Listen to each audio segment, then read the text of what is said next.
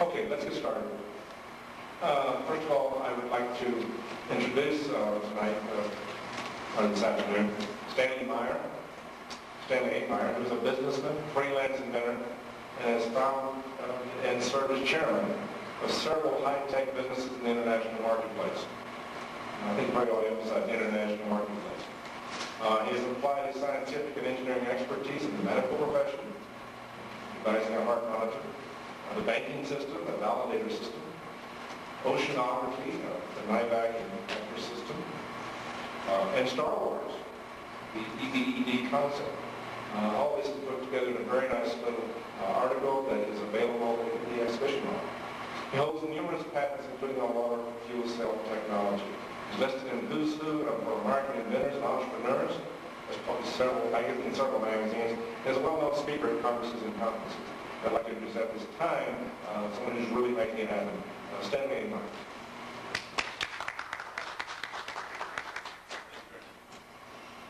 Thank you very much. If any of you have not received any of our TSRs, kindly raise your hand, and I'd like to pass them out to you.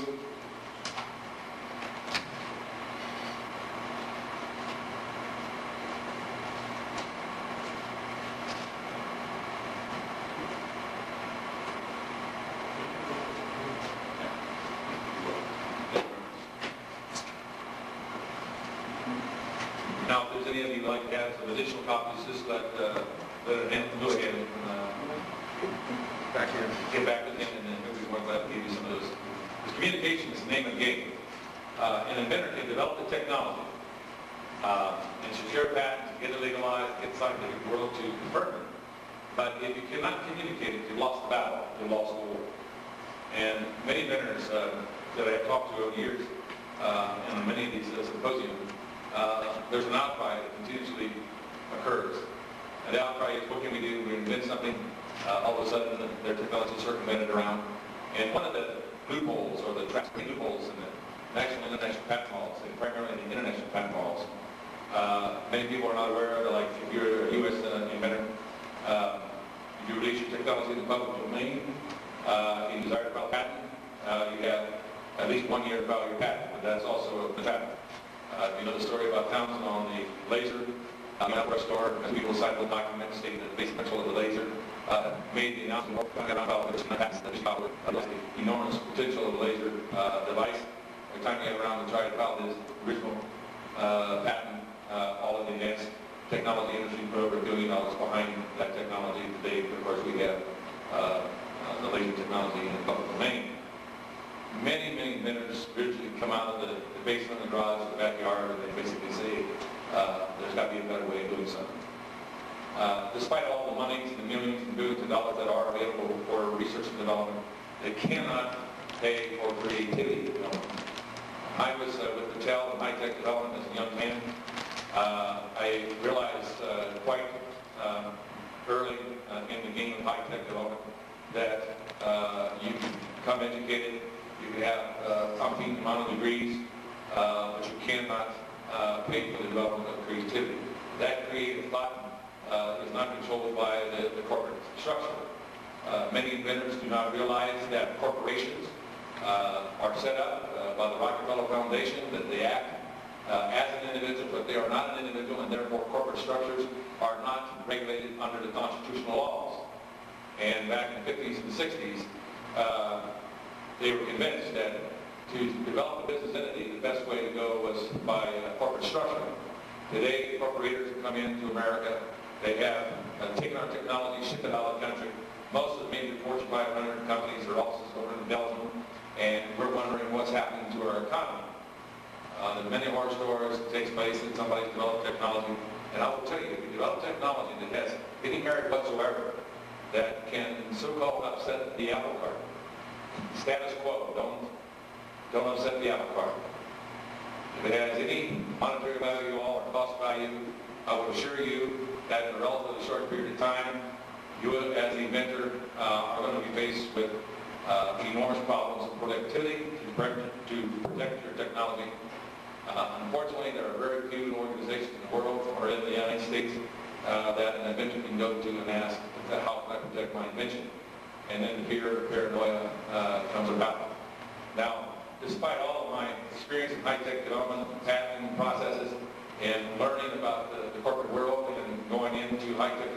nationally.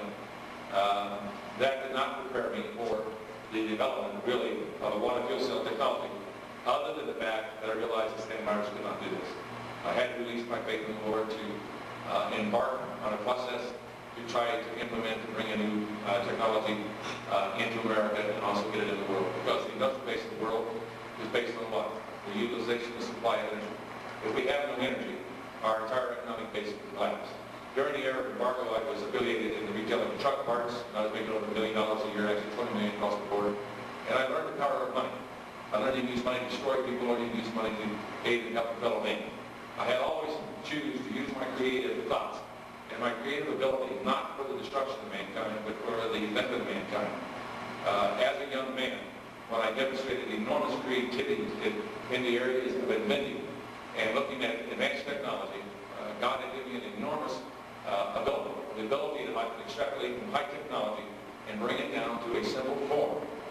Many times when I would go into meetings to discuss the implementation, high-tech development, whether I was going to spend millions of dollars to go into the development of the technology, they'd always ask me, saying, "Don't tell me you don't have a degree when you're talking to the PhDs."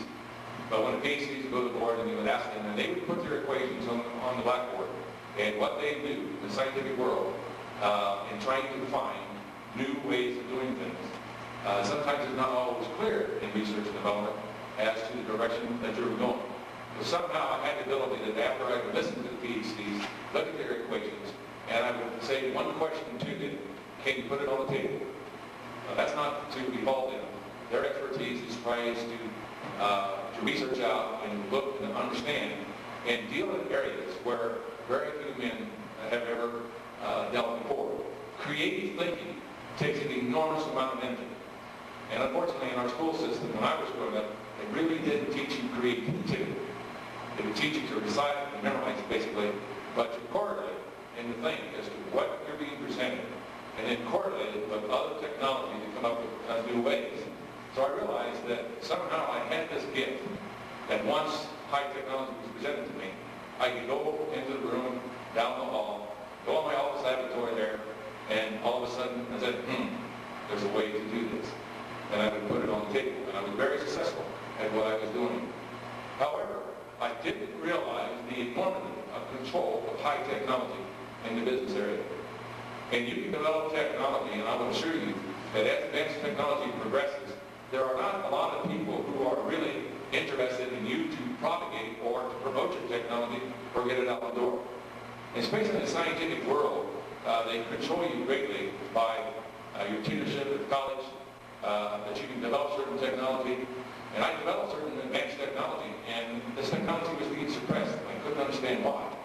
Logically speaking, morally, that technology should progress forward. But I realized that there were elements behind the scenes that were working that would control and suppress certain advanced technology. And so I started to look in as to the management decision as to what advanced technology would be brought forward into the economies and other ones that would be suppressed for a period of time, or really not to be brought out into the public domain at all. And it all came down to the economic factor. Anybody know what the economic factor is? We pay out $200 million to the year for petrol oil to sustain and maintain the economy of the United States today. Presently. They don't like a guy like Stanley Meyer to go develop technology using water as fuel. You're going to upset the apple cart. You're not going to allow the status quo to continue. So the key is, how do we bring in technology that is very critical even to our sustaining of our lives? You think we don't have a problem? When you look at the need, when we talk about the creativity, and the inventive mind comes out of the need. Is that not so? Right now, with the privilege of running an internal combustion engine off all this fossil fuel in the last 7 years or so, we have put an enormous amount of chemical oxides into the air as the result of burning fossil fuels. Those chemical oxides, of course, is creating the greenhouse effect. And yes, 10 years ago, as the polar caps and the atmosphere is heating up, the polar caps are melting. 10 years ago, the oceans were rising 1 inch a year. Today, it's accelerated to 1.5 inches a year. All the chemical oxides go in the air now. It's covalently or electrovalently linking up to the higher atmosphere. I went several years ago to the Scandinavian countries and went to a very beautiful spot in the China, and I enjoy the outdoors. I'm outdoors and I love nature. And I enjoy being out into the woods. Somehow I get rejuvenation and I can get my mind clear. I went back quite recently and all the trees were dying. And they said, Stan, why are the trees dying? Well, all the chemical oxides as a result of burning fossil fuels in the internal combustion engine is allowing the chemical oxides to electrovalency up to our ionosphere, and it's slowly shutting off the sunlight coming into our atmosphere. In certain areas of the world, sunlight has been reduced as much as 10%. That reduction of sunlight is now causing the viral germ of light to be formed, and all the trees that we need to convert the CO2 back to O2 or oxygen in order for us to sustain life, those trees and plant lives are dying. If you look at the growth rate of the plants today on the planet, you see the growth rate has just enormously been slowed down. And the respiration rate of converting CO2 to O2 has dropped astronomically. But more important than that, polar samples in the polar region have shown that before the Industrial Revolution, the O2 content in the air was around 30%.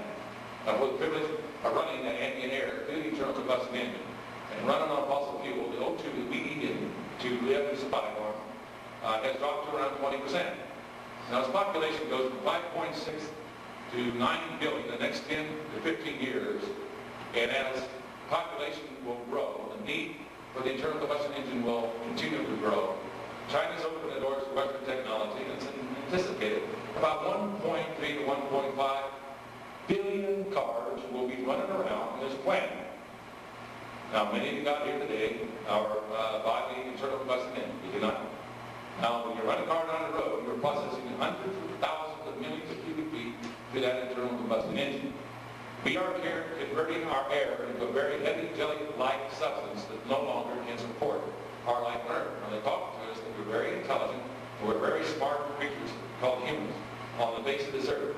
But to me, it's very illogical that we pollute the air, land, water, and sea, everything that we need to maintain our life cycle here on Earth, to be able to give love to our loved ones, to be able to grow food, and to be able to sustain ourselves.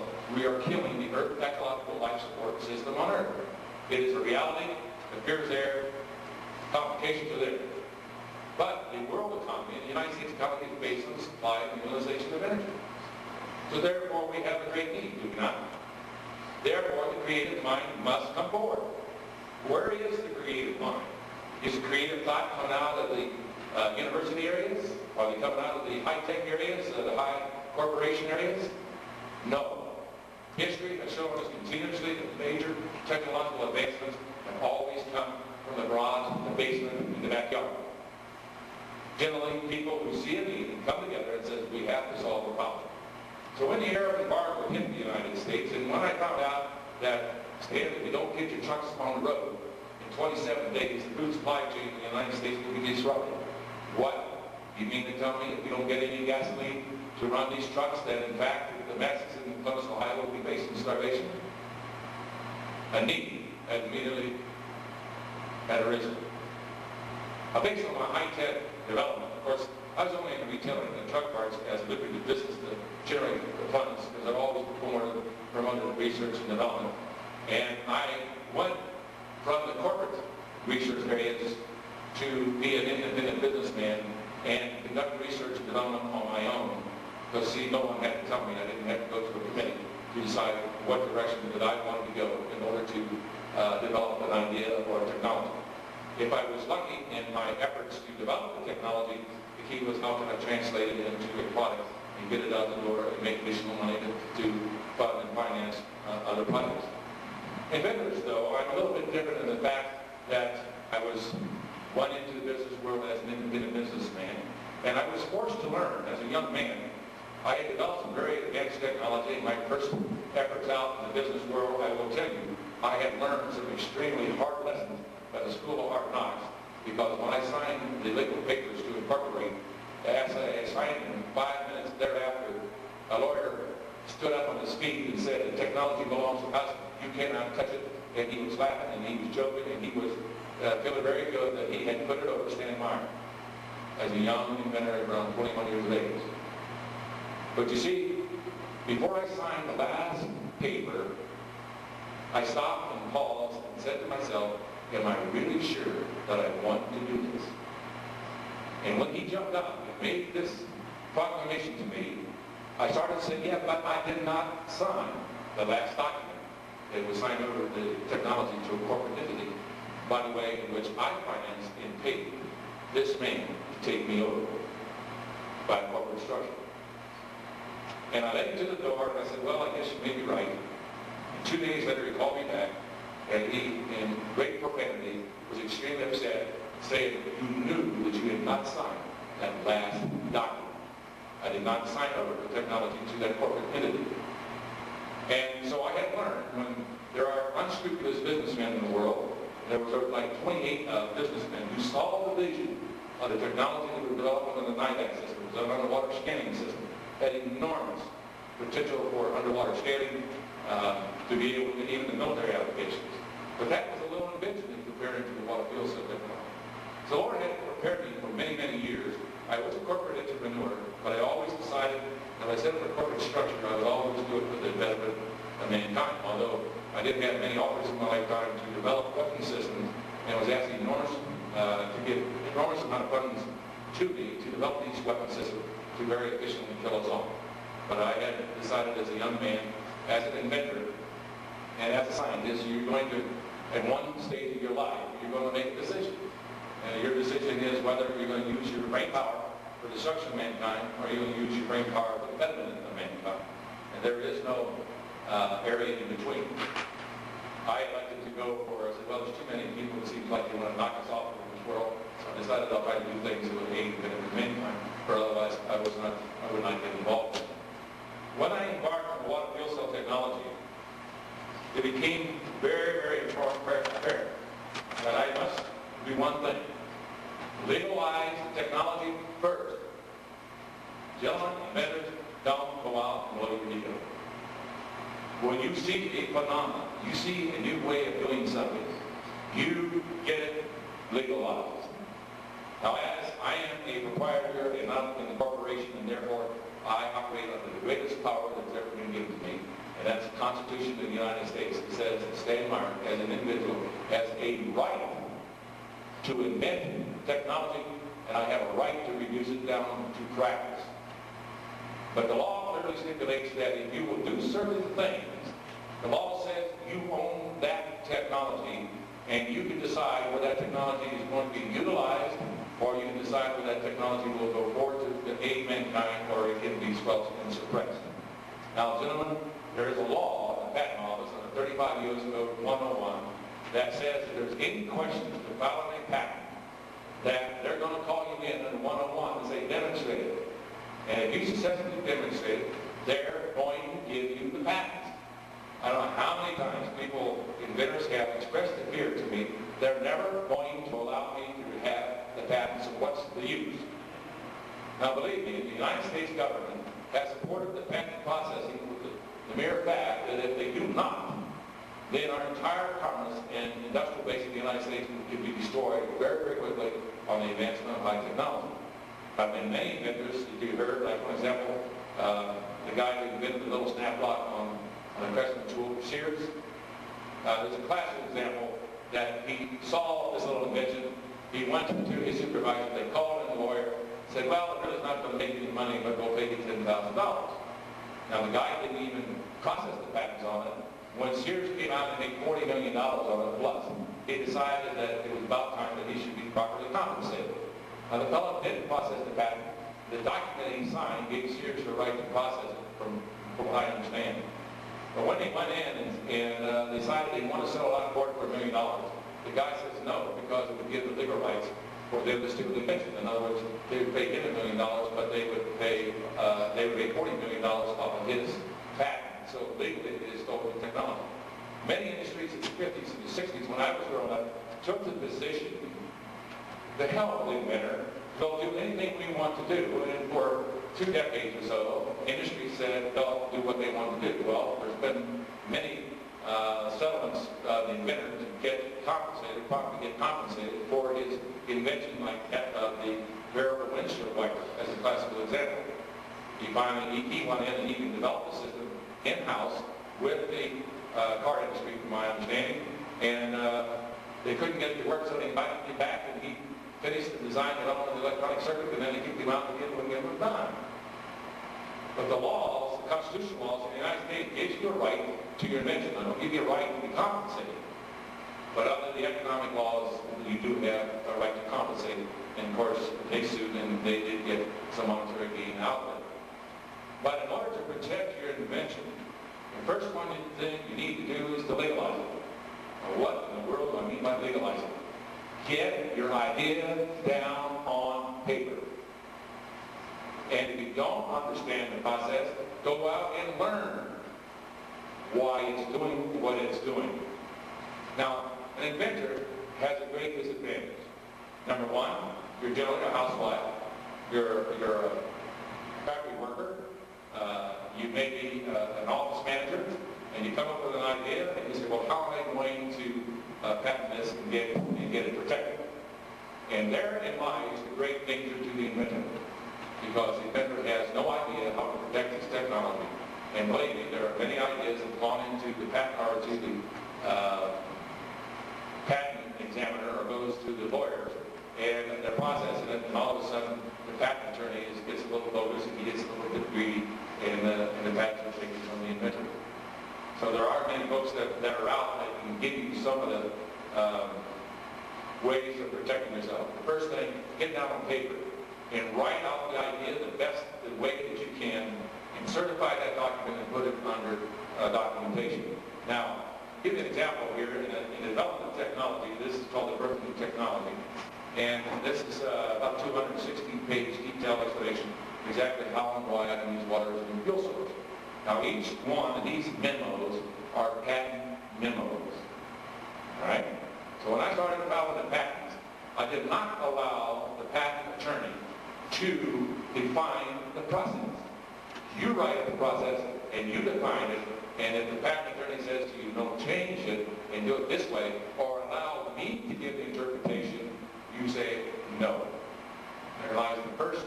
There are many loopholes in the patent laws, both nationally and internationally. And sometimes when you come up with a money-making generator, a money-making idea, they want to change it. It's the first thing they want to do. They want to change your idea. They want to water down your idea, and they want to amplify their own definition of the idea. You get it down on black and white, and you submit him a memo, and you get him to sign on the dotted line that he is in receipt of that memo exactly as it's been presented to him. Make your drawings, as we show the slides here. To make your drawings, describe your drawings the best you can. If you do not understand the process, go out and learn the process. Now, it really is quite simple to go over. If you don't understand chemistry, you go over and talk to some people in the chemistry department, Ohio State University, or the university areas, and say, what do you think about the process? But be careful, you don't tell them the process. But there is another entrapment. Don't get involved with the universities, because if you come with the patent process, automatically they own the patent. So make your drawing, write it up, and explain it. If you don't understand the phenomenon, take the time to go out and define it. Now, there's called a process of osmosis. They don't know what you're thinking in your mind, fellas. And they only can determine what you have in your mind and creative thinking only by asking you certain questions. And believe me, if they are not on the right track, the thinking process you're on, most chances they're not going to be able to determine what you're doing. So fear not. What you do is like I did in developing the water fuel cell technology. Go out and tell people what you're doing. Gain case history of developing a project. But don't tell them all the things of what you're doing. I would go out during the era of embargo, and I made the announcement, well, I'm going to start working on a power system. Well, people who knew me knew that I stayed in the development of the project for 6 months. I was on to something. And after 6 months, I get all these weird phone calls. We like to come down and talk to you, Stephen. We know you're on something, and the thing of it is, we like to know everything you're doing. Well, fine, when the patent is issued, I'll be more than happy to impart some of that knowledge to you. Note what I said. Once the patent is issued, then I will impart the knowledge to you. Because when you get your patent, you get the little seals on it, the little red ribbons or the blue ribbons with the seal on it. What does it say? It says that you have complied with the laws of the land, and therefore you are the ownership of the technology for a period of 17 years. Now, if you're wise enough to pursue developing patents, you can extend that 17 years up to 20 years, 30 years in order to get the patent technology out the door. Now, the greatest fallacy or the greatest hardship of an inventor and the wrongness of his thinking is that he never, hardly, completes the maturity of the technology. And this is what I'm saying. 99% of the inventors do not proceed the development of the technology to maturity. They see a phenomenon, they see a way of doing something, they see it, and they start telling the whole world, and they don't discuss the things about the ramifications of their inventions, and they don't think far enough to continually develop it, and what happens, they get a technological block. You develop a system and you have an apparatus and you demonstrate it to a very knowledgeable person that you show me an idea. With my creative thinking, it doesn't take me very long to extrapolate as to what's being said to me, and I can equate it to what's a good idea. But morally, I would never say to the inventor, well, I'm going to take the technology and run with it. Most certainly what I do is I help the inventors, and I'm going to show you how to secure your patent development rights. Get your patents. Now, when we file patents, primarily here in the symposium, what are we concerned with? Energy, right? Now, we're always talking about the unity of energy. Is it not so? That's the key. How can we come up with an energy system capable of maintaining the economies of the world and all the fossil fuels, reverse the environmental pollution problems, the same, and maintain the industrial base of this country and the world? Now, in order to do this, you must determine how you would develop that technology to maturity. Now, what is the definition of maturity? Listen, system engineering. Develop your technology through system engineering. What fuel cell technology is a series of many patents integrated together to use water as a new fuel source. It could not take one miracle patent to come out with an answer to the energy problem. It had to take many patents integrated together in full systems development capable of being able to solve the energy problem. You have to look at what are the ramifications of your invention, where you're trying to strive. Are you just trying to give knowledge and impart wisdom to others that would have a scientific insight on developing technology, or are you motivated strictly on money, or are you motivated in helping your fellow man and impart some economic rewards along the way? You have to make that determination because most inventors don't have a great deal of finances.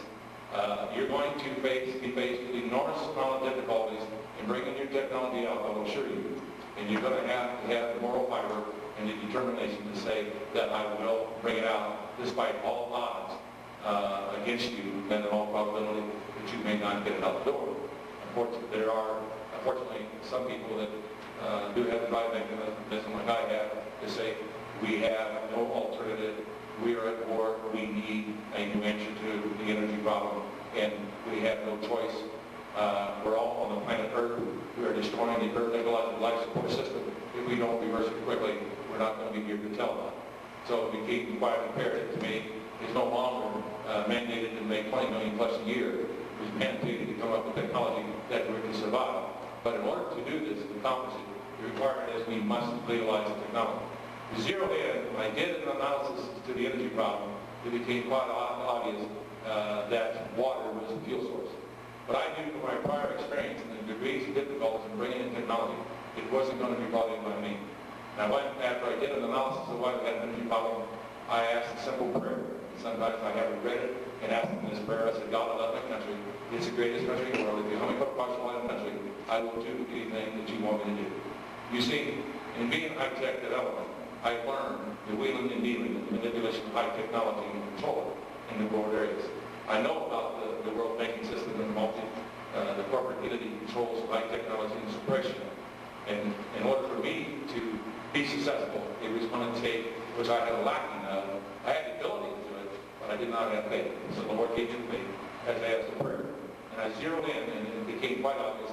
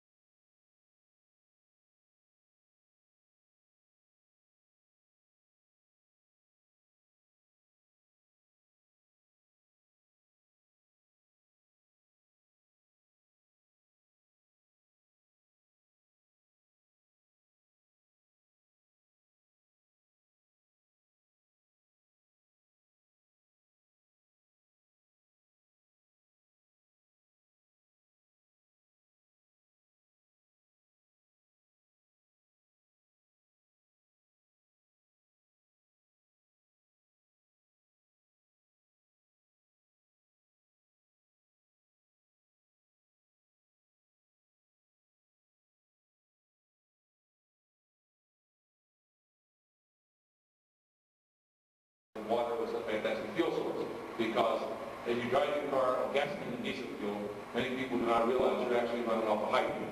Gasoline and diesel fuel have about a half a pound of hydrogen to it. And water, on the other hand, has 2.5 times more hydrogen atoms to it than gasoline. It's an extremely powerful fuel.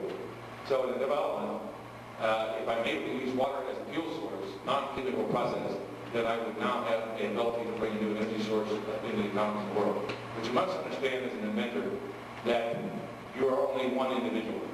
In order to bring technology in, it must be communicated. In order to bring the water fuel cell into the economies of the world, it's going to not to take Stanley Meyer. We can invent the technology, we can develop the technology, we can point the finger and say, here it is, gentlemen, this is the way to go. If the oil's cut off in any way, you probably might know that during the Arab Gulf War, the UN got the U.S. to use atomic weapons over there. I'm not sure if you know this or not. But they used tank projectors that penetrated to the fuselage of the tank, acted as an energy generator. If you look at the photographs, the tanks were blown apart with paper mache, and the corpses were carbonized inside out. That was an atomic reaction. It has been confirmed under the Freedom of Information Act that the oils were contaminated, both radioactive, and Saddam Hussein did in fact keep his promise and use chemical biological weapons over there. And that's what's happening to a lot of our soldiers who have come back with this mysterious Gulf War disease. It's nothing more than exposure to radiation and chemical biological agents. Now that contaminated oil, if it's allowed to get into America, or any country in the world, even in Europe, the internal combustion engine in the car will become the greatest war weapon you've ever imagined. You know, just imagine if you're standing and stopping behind the car, to stop at a red light in the summertime and you breathe in the fumes. If that oil is contaminated by radioactive and chemical biological agents, I will assure you that the internal combustion engine, if that situation would be allowed to occur in any country, you could kill off roughly about 220 million Americans do it in less than 2 years, and you'd probably kill off 360 million Europeans in about the same time. Now, if that oil is cut off to us by any means, by war or by pressurization, I've recently been at a very high level meeting with the Arabs. They have confirmed, in fact, that their pressure and their fields are depressurizing. They are depressurizing 3 times faster than occurred in the United States. We can easily calculate and determine that we have roughly about 8 years supply of oil coming out of the pennies in order to maintain the industrial base of the Western world. The Arabs have proclaimed a holy war against us, trying to open the doors to Western technology. The Arabs can just as well turn 180 degrees out of phase and sell the remaining oil to the Chinese because the Chinese wants to industrialize. And that would leave the Western world without a supply of fossil fuel in order to maintain the industrial base. Now, whether or not that oil is cut off by nuclear weapons, or it's cut off by war, or it's cut off by contamination, I will assure you that this nation and every nation in the world will be brought to war in a period of 2, 3, 4 months. Now, not only are we facing the environmental issues, but we're now facing the pendulum and swing in the war. I have been in high-level meetings with the Russians. In the Ukraine area, as an example, they had enough energy to sow half of their crops last year. They had no energy to harvest their crops at the end of the growing season. 158+ million Russians are now starving. The only time you go to war is when the masses of people start to get hungry. And if they're going to die of slow death and starvation, they're going to make a decision and say, it's much rather for us to take than to stay and die of slow death and starvation. I don't know if you've ever seen any pictures of children dying of lack from hunger. But I will tell you that when 158 million Russians plus says, okay, we've had enough, they'll start making their moves. In the high-level meetings with the Russians, with the Arabs, the fear is great because they had told me that they had documents to confirm that the European nations will go to war and go into those nations to capture whatever remaining oil source that is there. The United States, of course, will protect their interests. The Russians will certainly make their efforts to protect their areas of interest and energy. And you have the Chinese says, okay, we want energy to maintain and expand our industrial base. And then, of course, you have all the pollution problems that are occurring. If you want to talk about being in a very critical situation, it's all right to answer fast and prayers. They won't give you an answer. Most generally, when you start making an announcement about technology, they don't understand what you really are envisioning or what you're seeing. You have to make the decision. I am an individual and proceed. Now, when you develop technology, put the blinders on. Go and pursue your technology and don't listen to others who are going to say, that's no good. Most generally, if you present a fantastic new way of doing something, Don't expect the road system to pat you on the back and say, hey, what a wonderful thing you've done. Most certainly they'll lambast you, they'll debase you, they will criticize you, and you get an enormous amount of negativism. And unfortunately, there are a little bit of what's called a legal problem in the scientific world. So you might ever encounter that in the videotape that we showed here at the conference. Professor Seitz said, which is absolutely true, there are scientists that don't like non-science people inventing things because they are the caretaker of technology. Is that not so? So they have the credentials, they have all of the background and the education in the areas. They're the ones to come up with these creative ideas. And most certainly it doesn't come from them, it comes from you and I individually. We have a challenge before us. If you have no idea that you are looking at, you are the only people, you are the only ones in America, and perhaps even in the world, that's come together and said we must do something to solve the energy problem. How many people are here? Well, 220 million people in the United States. And how many of them are here today concerned on how to develop technology, to bring viable technology out into the marketplace and to be able to sustain and reverse the problems that is confronting us today? There are very few. The whole world, whether you like it or not doing it, are going to be relying on you. And if you can't come up with the answer, nobody will. And you have to understand they're not going to support you. They're not going to pat you on the back. They're not going to give you the financial support. But I will tell you that they must rely on you to get it accomplished. And if you do not accomplish it, then I'm afraid that, as you know, the economies of the world today will no longer be.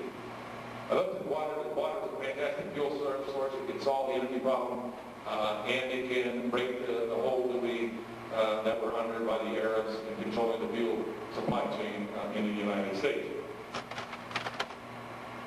We can take your analysis as to why, what is the problem, technically address the scientific problem. The scientific problem we found was, okay, gasoline only had a half pound of hydrogen, but water has 2.5 times more energy in the national grid standards than gasoline. And we also solved the environmental pollution problem because in the molecular structure of water, you have 2 hydrogen atoms, you have 1 oxygen atom, so we don't have the carbon atom to play. Key was, how can we unlock and release this energy economically and do it in a way that we can use this fuel source? And of course we found out that if you can do this, pound per pound, 1 pound of water is equal basically to 1 pound of natural gas. The beautiful part is that water supplies its own oxygen. The water fuel cell is totally in compliance with the U.S. National Security Energy Act of 1992, which said any alternate fuel source retrofitted to an internal combustion engine must be oxygenated. And over the years of development of technology, this has been confirmed by the United States governments and others. Matter of fact, very recently we got the UN to make the major announcement to the world: stop running all internal combustion engines on fossil fuel and do it now because of the greenhouse effect. You think we have adverse weather conditions now? Wait in the next 5, 6 to 10 years, as the temperature rises, we're going to have greater and greater climatical disruption. Key was to address now many things that are there, and inventors realize one thing, that there are many phenomena in nature that we do not understand, and they're right before us. Many times the Lord says to me, we have eyes but we do not see, we have ears but we do not hear. But that creative thought, an inventor back in his garage, basically backyard, starts to say, there's maybe be a little bit different way of doing something. Address the scientific problem. In this particular case, how can we break the bonding of the water molecule?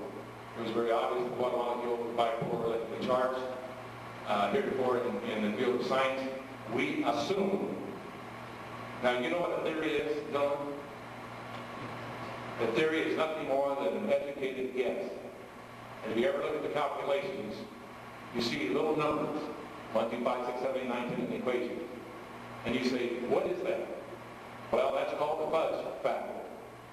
And normally when science sees a phenomenon, they try to define it mathematically.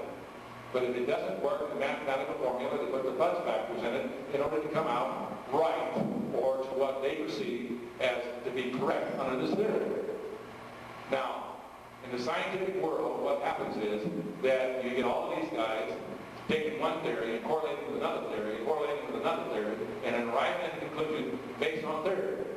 And automatically, their assumption and correlation is totally, absolutely wrong because they have based their conclusion on a theory which is not law. And so when you look at things, you say, this is a theory. It's an only guesstimate, estimate way of what and how something is working based on the understanding that we have in the scientific world today. Look at the fudge factor and start considering maybe this should be looked at in a slightly different way. And many, many times scientists get boxed in to this theory and can't get out of the theory box. And therefore they become blinded to actual, real research and development. Now here, in the scientific world for many years, they made the assumption that the water molecule or liquid molecules and gas molecules were held together by an electromagnetic force. Well, you have to learn to ask certain questions, and this one was, well, what happens when the unlike atoms of the water molecule comes together? That's a nice question to ask. Not so? Well, in the law of physics, the outer orbit of the oxygen atom, which by itself has normally 8 protons and 8 electrons. But you know, when the oxygen atom accepts the two negative electrons of the hydrogen atom, another law of physics tells the L orbit of the L orbit can accept up to 8 electrons. So when the unlike atoms of the water molecule comes together, there's an electrical balance that occurs.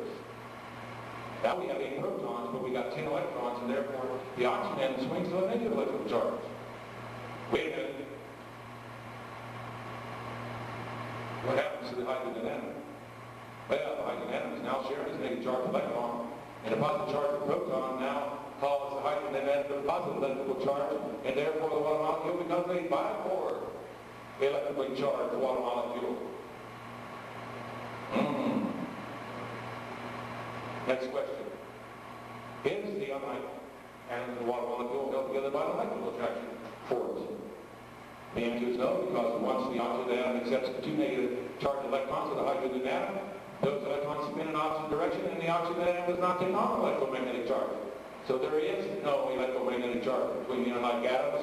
They are being held together by an electrical attraction force. And that electrical attraction force is equal to the equivalent 2 charged negative electrons, and under law of physics for every action there's what? An equal and opposite reaction. Well, when that reality came into play, that was, it became very obvious, and this Lord showed me, man, you expose the water molecule to opposite voltage potential, you now will be able to pull apart the water molecule in a physical process, not in a chemical process based on Faraday's law, using current. So we knew under Coulomb's law and Newton's second law of electrical force that whenever you would expose an electrically charged particle to opposite voltage zones, we're going to get an electrical attraction force that's going to move the electrically charged particles, not so? Would not the negative charged electron be attracted to the positive electrical voltage field? If you shut off the flow of it and you now create a negative voltage field, would you not get a repelling action where the negative voltage field is now repelling the negative charged oxygen atom? It's not unknown in physics that voltage absolutely does can actually perform work. TV set in the computer monitor has a voltage field on the back of the screen that when you take away the brightness control, it raises the voltage on the grid, which now accelerates a negative charged electron, and that electron strikes the fluorescent screen, and that's how you get a brighter light intensity. So we knew, in fact, that now if you would expose the water molecule to opposite voltage fields of electrical attraction force to shut off the current above, then we would be able to pull apart the water molecule, and that's exactly what happens. When the negative charged oxygen atom would not be attracted to the positive voltage field, it's stationary and non-movable. When now the hydrogen atom be attracted to the negative voltage field, and therefore we're now elongating the water molecule. Now if we're now starting to elongate the water molecule, we're now starting to change the time shear rate of the electrons. You get to a point in space distance between the unlike atoms that all of a sudden the hydrogen atom must maintain, under its negative intelligences, it must maintain an electron. And so it starts to throw off electron, but it cannot capture the electron that's being given by the oxygen atom, and finally the hydrogen atom recaptures the electron, and separation occurs. But then what happens is covalent switch-off occurs. You see, we've now taken the opposite electrical stress which is applied across the water molecule, and now it's being applied across the atoms of the water molecule. So now when I'm depositing the charge nucleus of the atom, the water molecule atom will be attracted to the negative voltage field. On the law basis, the oxygen charges will what? Attract. And my charges will what? Repel. We're not now the negative charge electron orbiting around the atom, and it not get attracted to the positive voltage field, and therefore we're now elongating the atoms of the water molecule. And as we elongate it, and we put electrical stress across it, loss of polarity, the spin velocity of the electron is reduced down. And under the electromagnetic theory of magnetism says that whenever a electrically charged particle passes to an electrostatic field, its byproduct is electromagnetic energy. So if you slow down the spin velocity of the electron, you now reduce the electromagnetic force fields of the atom, and as a result, you now have covalent switch-off. Now, what are the forces that affect the atoms? There's electrical force, electromagnetic force, weak and strong and good force, and gravity. Which one affects the others? Both. They have eyes, but they do not see. They have ears, but they do not hear. The Lord said that knowledge will come out of time and great trouble. In order to do this, the way I can invent the VIC circuit, and we're talking about developing the technology of maturity, and the technology, we now use water as an electronic component of the circuit, inventing the VIC circuit. That water, since it has 8 electrons in its outer orbit, the L orbit, the water, is a dielectric liquid to pulsating DC current. And so therefore, if you put 2 voltage zones between the dielectric material, whether it's a liquid or solid, what do you have, electron guys? A capacitor, do you not? If you put a coil on the opposite side of the capacitor, you now have a resonant pulse circuit. And so when you tune the pulse frequency of the circuit, tuning in the dielectric value of water, you're now allowing the voltage to go through the coils, and amperage restrictions are occurring, so therefore voltage is now pulling apart the water molecule. And you're using very little energy in order to pull apart the water molecule now, because you're preventing the electron, consuming electrical power by preventing the electrons through the circuit. There's another schematic of, note what I said earlier, make drawings of your inventions and describe it, put it in words. Do not allow others to define your process. Now, developing the technology, we had to learn the phenomena of putting opposite voltage fields across the water molecule, and all of a sudden we were releasing hydrogen and oxygen gas from the water, not on a linear function as to the prior electrolysis process, but now we're releasing energy on a exponential curve. The higher voltage, we found out that the more gas is being generated. And we tested out all natural water and found out that the electrical pulsation process occurs in all forms of natural water, even including the most purest form of distilled water. And when I took this down to North Coast Steel, Presidents and 3 visits of 4 chemists, when they put the most purified ionized water in it, the most purified and distilled water, we were producing pounds and pounds of hydrogen and gas. And I will tell you, when we sat down, we had the most interesting conversation for the next hour or so, and to say the least, we wanted to go back. Now we're taking the rates of the voltage higher, and we're reflecting the electrons. We're starting to ionize the water and the gases from the water. We found out that when you tune into the atomic resonance of water, you're starting to act as an energy generator.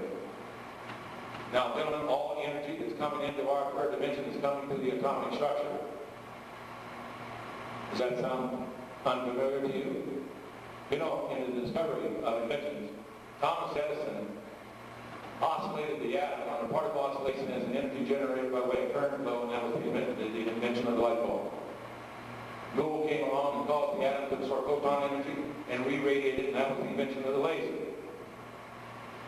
The precursor to that is a major where we learned in the scientific community that we can cause the atom to absorb electromagnetic energy and re-radiate it, and that was the development of telecommunications.